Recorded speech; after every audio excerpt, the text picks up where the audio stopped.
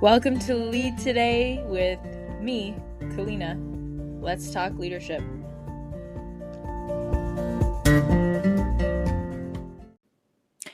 This episode would not be possible without Anchor. It's free and the easiest way to make a podcast. They're creation tools that allow you to record and edit your podcast right from your phone or computer. Anchor will distribute your podcast for you so it can be heard on Spotify, Apple Podcasts, and many more. You can make money from your podcast with no minimum listenership. It's everything you need to make a podcast in one place. So download the free Anchor app or go to anchor.fm to get started. Hello and welcome to another episode of the show, Part 4, Women's Cycle. I feel like this topic could be a whole podcast. It is a whole podcast. So I think we're just scratching the surface on this. There's so many other women's health topics I want to get to, and we will. So just look out for further elements of this subject matter, because by no means is 4 episodes of 20 minutes or so going to cut it.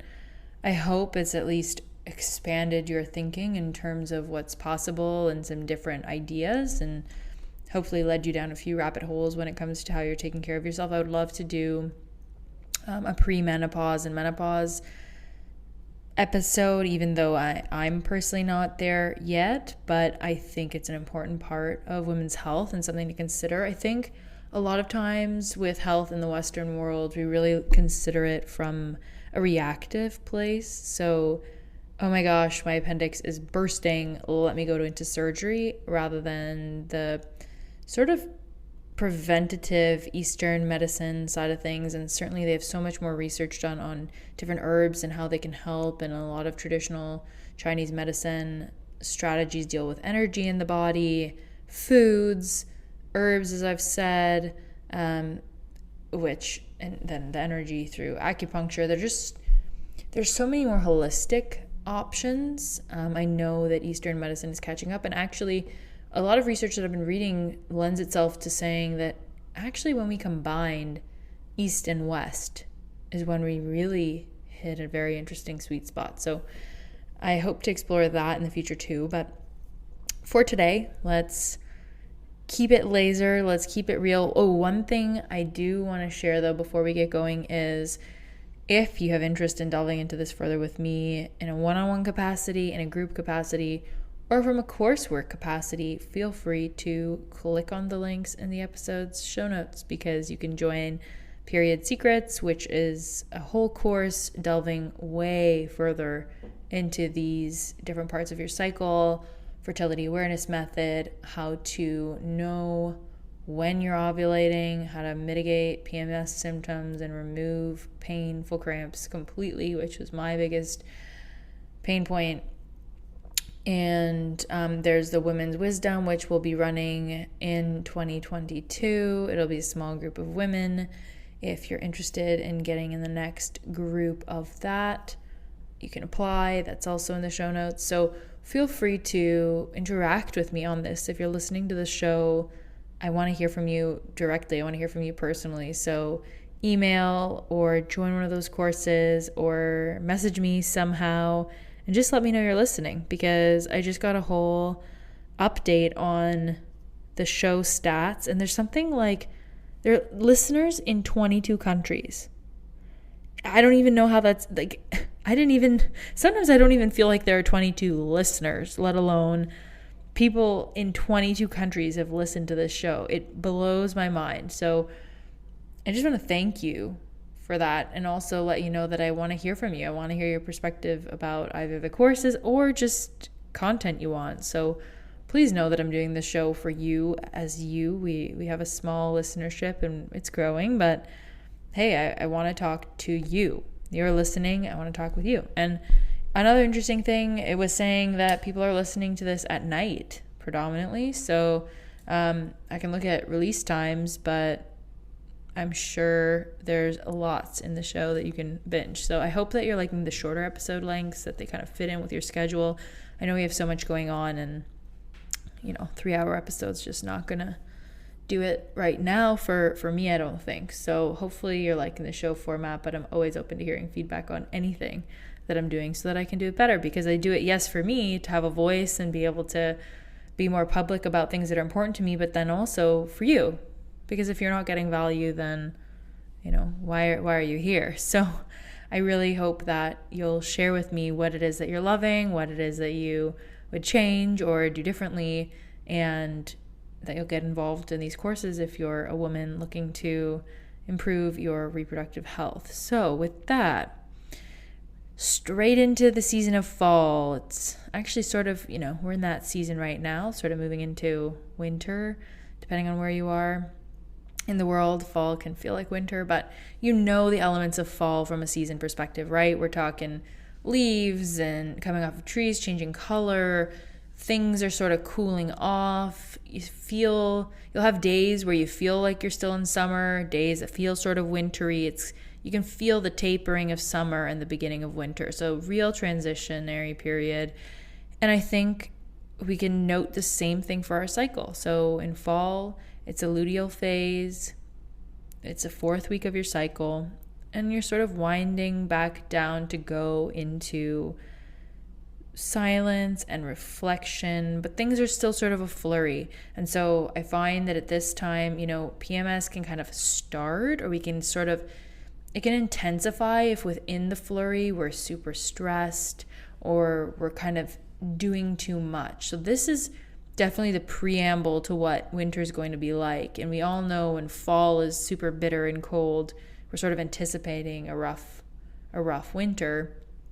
I think we can sort of bring in that same imagery into this. If we're really forceful with ourselves in that fall week, and we've talked about this, right? If it's in the spring week and the summer week, it's all cumulative, and our week of bleeding is really the manifestation of what we did the weeks prior. So this week is no different. But I think this is the time where things are sort of swirling. If you imagine those swirling leaves when it's windy and everything's sort of hustling and bustling around, I feel like that's our body sort of swirling around, getting ready to release. And so in the swirling, if you can dedicate some time to yourself, if you can dedicate some time to being still, I think that stillness, now I'm not all day every day, I'm just talking, do a yoga class where there's a bit more stillness, or a transitionary kind of yoga, a slow flow, or kind of something in between. And that goes for your workout regimen too. Something that kind of gives you those peaks and valleys, and again, allows you to tune into yourself. I actually did a Kundalini yoga class yesterday, which was phenomenal. So cool. Singing bowls and like shaking on the floor, and this swimmer's move where like your arms are swimming in the air, and you're these really intense breathing, breath of fire, and a lot of hands over the head, and detoxifying. And I have to tell you, it was so interesting to be still in my body, at least seated, but there was still movement going on. I think that actually is the perfect class for this week. Would be like a Kundalini kind of rustling. I felt like I rustled my feathers, if you will, or I shook the leaves off the tree. Felt like a pruning of sorts. So if you can do something like that, it doesn't have to be yoga, but your hormones are dipping, you might need more space alone.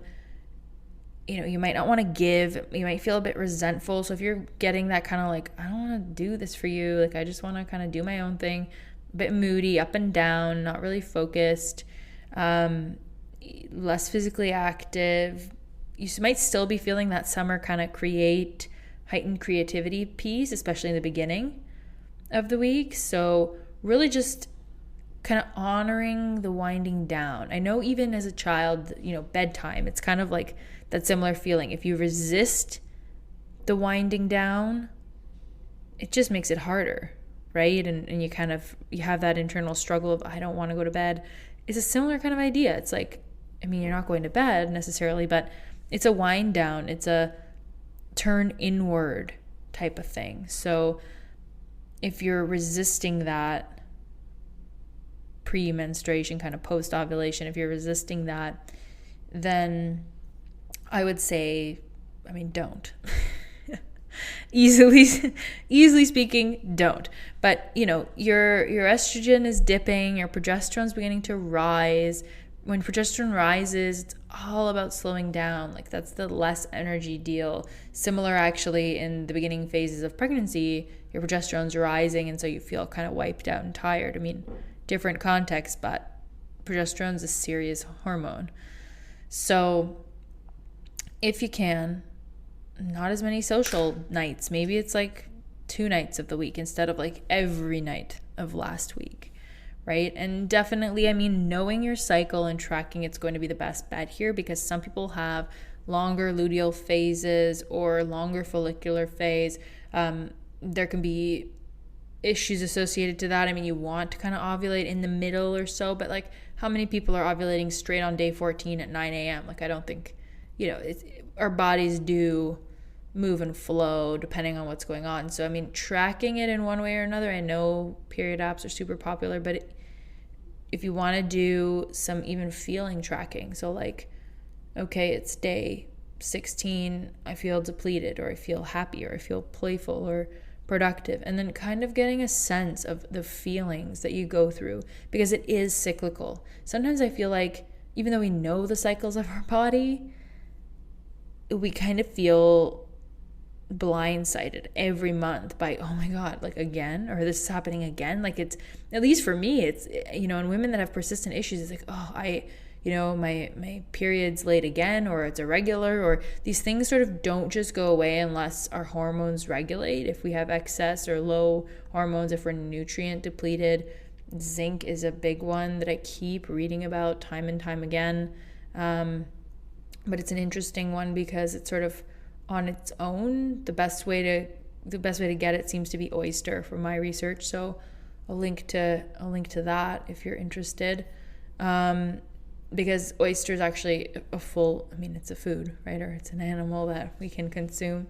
And so it's a whole vitamin. That's what I'm learning a lot about these days with any vitamin. It's like, you want the real deal. You want it from a food source or a natural source. You don't want the synthetic, because if something is isolated in nature, it's not isolated, right? If you eat liver or oyster, it's like, it's a fully formed thing with all these different vitamins and components and the right ratios. And when we go into a lab, we're not necessarily doing it in the best absorption format, so it might not be absorbable with your body, and then it might not be the right ratio.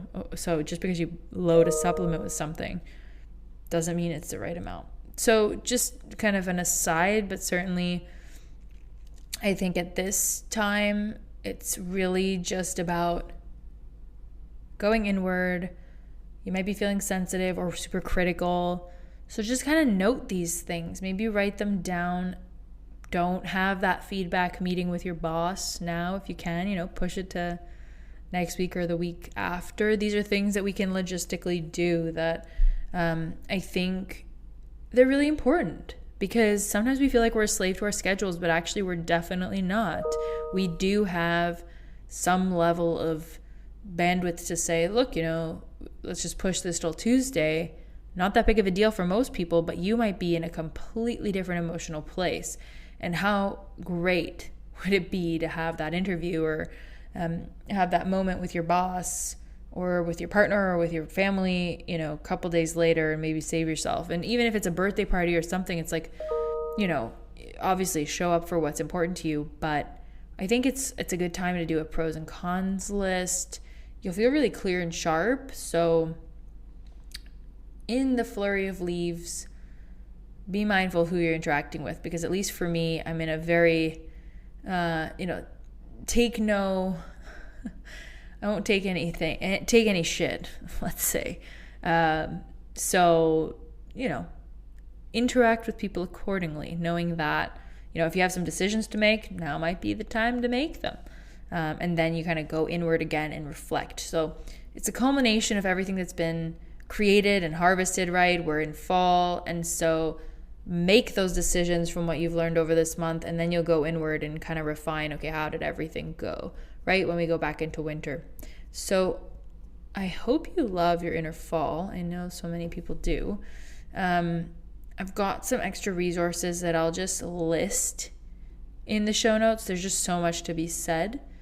I think not just with this particular week, but there's so many books and resources. I've kind of compiled a list of them. So if you're interested, as I mentioned, there are podcasts on this particularly. And so there's one called The Period Party. I will link to that amongst others, but I'll link to some of this stuff so that you can see other resources on this and kind of do your own Googling around if this is new to you or you find one of these weeks or one of these topics particularly interesting.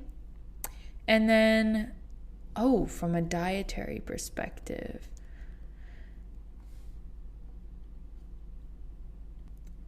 so of course, nobody wants to hear it, but coffee and alcohol are super stimulants. They interfere with absorption of vitamins and minerals. They're not ideal, and I know how tough it can be to make the swap. I loved my morning. Even when I switched to decaf, it was like, decaf was this secondary pleasure, and I just didn't want to give that up. What I'm doing, dandelion tea with some milk, not totally the same, but it's something, and it tastes decently bitter, so you kind of get that same vibe. There's also chicory root, which is another swap that you can think about. But it's just, especially, if you're going to do it just intermittently, like I would say quit it altogether, but I know how tough that is, believe me. But if you're going to do it just intermittently, this week is the week to do it approaching menstruation. It just is. Your body already might be, and then if you're retaining water, you might think, but like you want a diuretic, but actually the thing is it's depleting essential vitamins and minerals, and we're all many of us are mineral deficient. I will link to Trace Minerals, actually, which is what I've been taking. It's got serious magnesium amongst other minerals, but we are so depleted in magnesium. They say to avoid salt. I'm up and down because if you have low blood sugar, you might not want to. So you really need to all of these dietary things are just sort of blanket recommendations, obviously, or what have worked for me, but you don't have to do it, obviously. But just a thought. So, salt, just see how you're doing with water retention. Like, when you're bloated, if you wear socks and when you take them off, they're like super deep indentations, that's kind of a sign that you're retaining water. It'll be like around your ankles and feet. So that's a good sign. Cause I never used to think, I'm like, I'm not retaining water. Like I might feel bloated, but I'm not retaining water, but I would notice it in my socks. So that's something, like, not water in my socks, the ridges from the socks. So something to think about. And then they'll say, you might have carb cravings. You can be like ravenous, and then they say, okay, complex carbs, but actually a lot of the time, if you're craving carbs, it's a B vitamin thing and a fiber thing. So you can actually, and by thing I mean potential deficiency or just lower levels. In that case, I would suggest looking at proteins like chicken, really great for B vitamins.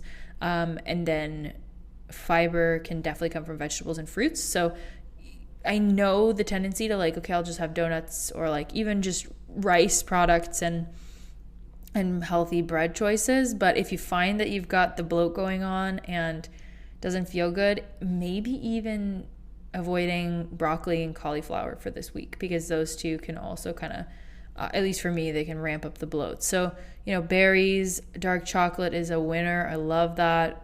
Protein, as I said, huge for the B vitamins. Sesame seeds is a real winner, but we talked about that with seed cycling already for these final 2 weeks. And then really B6 is a big thing. So again, back to you can supplement B6 if you want, but again, food sources are best, and chicken's a good call. And remember that magnesium, so good. Even just for the mood swings and the anxiety too, magnesium will balance you out. It's amazing. So that's what I would say for the food side of things. Lots of resources there too. Lots of people selling guides. I mean, eat to your body, but also know that cravings, like sometimes people will be like, I'm craving it, so I need to have it. It's like, yes, you do need to have it, but by it, we mean the nutrient that you're craving. not necessarily that specific food, especially if the food is unhealthy and you kind of know. It's like if you're craving fried foods, might not be the thing. But I'll post, there's like this list of, I'm sure you've seen it somewhere, but I feel like it's shared everywhere. But it's a cool list to think, okay, if you're craving carbs, like I said, there are proteins that are deficient normally. And I will give another nod to my best friend liver or desiccated organs. I'll put a link to something for that as well. If you just want to go down the rabbit hole, right? Like none of this is to give you a link and give you my code and whatever. It's like, I get it. I'm not trying to bash influencers whatsoever, but I'm just saying I'm putting links there to show you where I've done my research so that you can do the same and go down the rabbit hole. And if you like a certain product, go for it. If you don't, all good. But these are things that I'm looking at.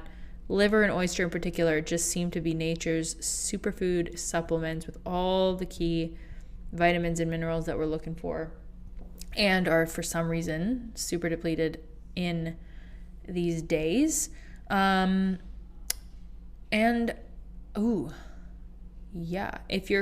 you are craving fatty foods and things, back to like good fats. So like salmon, avocado, nuts and seeds, if you can tolerate them, but they can be super harsh. If you're finding that you're having undigested food in your stools, I would avoid nuts and seeds completely because they're just tough to digest. You have to really chew your food, which is something like I would just, sit down, be multitasking and kind of do everything at once. Like I'd be on my laptop, I might be on my phone talking to somebody, and then I'm like shoveling a sandwich. And it's like, okay, not really going to be absorbed super well. So I think also creating the environment around your eating experience is really important. And we see that in Europe and Asian culture. We see that in every culture, traditionally speaking, right? But then this modern, like, gotta go to a call, gotta drive, gonna eat in the car while I drive to the place instead of just sitting down for 30 minutes. I mean, I get the utility.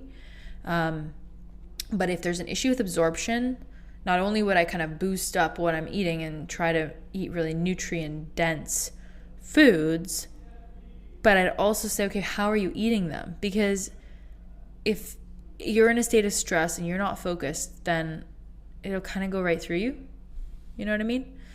So I would say that. And then the final thing on food would just be grounding, comforting, soup, slow cooker, warm vegetables. Like now would probably not be the time for cold juices, smoothies, salad sort of deal, because you need to warm your system. And if you're somebody with perpetually cold feet or fingers, this is especially for you. Traditional Chinese medicine, a lot of us have like sluggish liver, spleen, kidney. Those are kind of like this trifecta they always talk about. I'm not an expert, but those are like the three that they always talk about. And making sure you're warm enough, like your back is warm enough. My grandmother used to say that when I was a kid, and I was like, what are you talking about? Why is this, like wear an undershirt, keep your back warm. And I'm like, why? Who cares? Who cares? I care now, because it's actually, they'll talk about it like if you have cold, it's sort of like, you're cold, chill to the bones. It's sort of like this chill to your bones that's just perpetual in your body. It's like if your body is just cold. And it doesn't mean your whole body's cold all the time, but I mean like internal cold, stagnation. And so a lot of the issues we face as women are due to stagnation of the liver, the kidneys, the spleen, and not enough blood flow to the uterus, not enough blood flow in the pelvic region. Really, really big deal. So if you're interested in that side of things, there's so much to be read. But keeping your feet warm and keeping your hands warm, but feet predominantly, the bottom of the feet are said to be the starting energy meridian for the kidneys in Chinese medicine. So if you're into warming, eat warm foods, but also keep yourself warm. Keep the back warm, keep your pelvis warm, and looser fitting foods, looser fitting clothes if you can.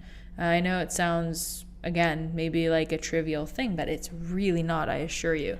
Will make a huge difference in just allowing your body to ground and feel comforted, like the super tight pants and the tight shirt and feeling like you've got to stuff yourself into your clothes. not it right now. So hopefully some of those are useful. Again, check out all the links for more information and ideas on things that are working for me. And I look forward to seeing you next week for a related topic, but I'll keep it a mystery until I see you then. But see you soon. Thank you so much for listening, and take good care.